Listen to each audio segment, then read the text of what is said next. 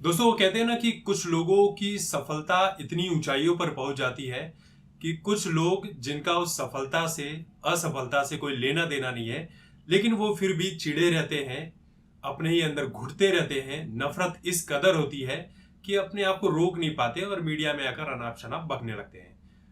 South और south बोले तो तमिल सिनेमा और हिंदी सिनेमा में काम कर चुका एक अभिनेता है सिद्धार्थ, जो जब जिसे उस व्यक्ति को कोई पूछता नहीं है, जब वो मीडिया में कहीं बने नहीं रहता है, तो आकर फिर एक बकैती कर देता है।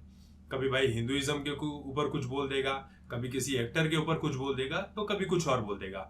अब इन भाई साहब का ये कहना है कि पुष्पा 2 देखने वाले ज्यादातर लोग ना समझ हैं, जिनके पास कोई काम धंधा ही नहीं है, जिनको फिल्मों की कोई समझ ही नहीं है, फिल्मों का एबीसीडी तक नहीं आता। और इन भाई साहब को फिल्मों की इतनी समझ है कि इनको कोई पर्सनली भी जानता ही तक नहीं है, इनका नाम तक नहीं जानता होगा।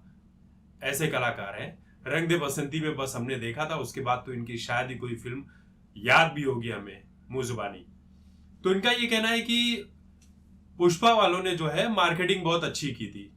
मार्केटिंग करके भीड़ अच्छी जमा कर लो, एक बड़े से ग्राउंड में कोई प्रोग्राम रख दो, नाच गाना हो रहा हो तो कोई भी वहां पर चला आएगा, खासकर बिहार के लोग, क्योंकि बिहार में और यूपी में तो लोग ऐसे ही खलियर बैठे ही है, उनके पास कोई काम धंधा नहीं है, बेरोजगारी चरम पर है।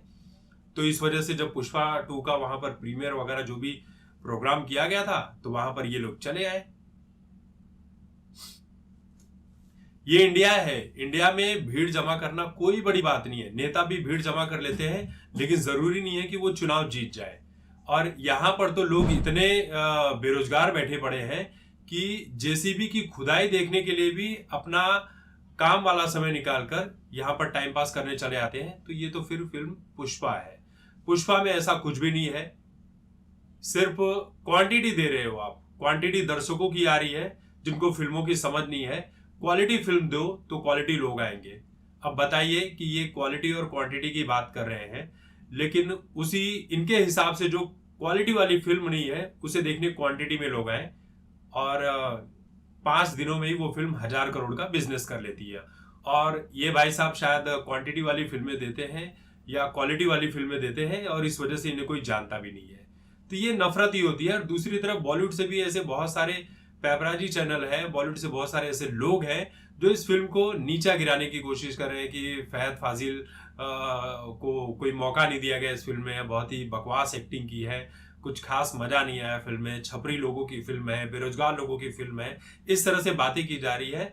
मतलब आप समझ लीजिए कि लोगों के बीच नफरत कितनी है। और मीका सिंह ने इस फिल्म में गाना गाया है पुष्पा में, उन्होंने सीधे सीधे तौर पर यह कह दिया सिद्धार्थ के लिए कि सिद्धार्थ भाई, आज तक आपको कोई जानता नहीं था, लेकिन अब लोग आपको जानने लगेंगे। इससे बड़ी ट्रोलिंग और क्या हो सकती है।